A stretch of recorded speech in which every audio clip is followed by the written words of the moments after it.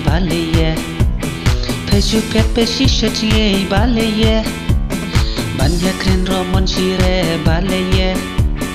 Baleye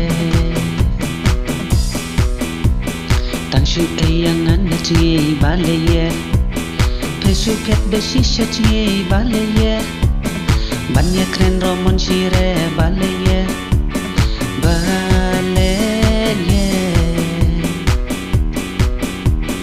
Ya tu seir yang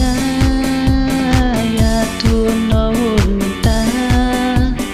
baleye da kum nei la shu siap no kas nei ya tu seir yang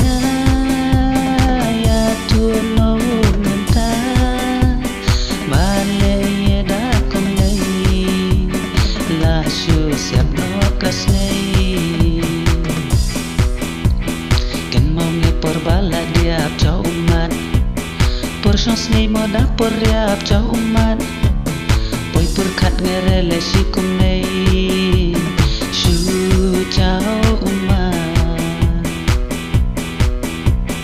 ken mong por bala diap cho umat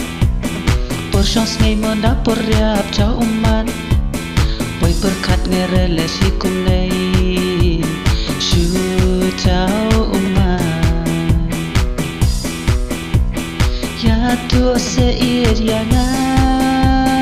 ya tu naun menta baleye da kum nei la shu siap no kas nei Ya tu seir yang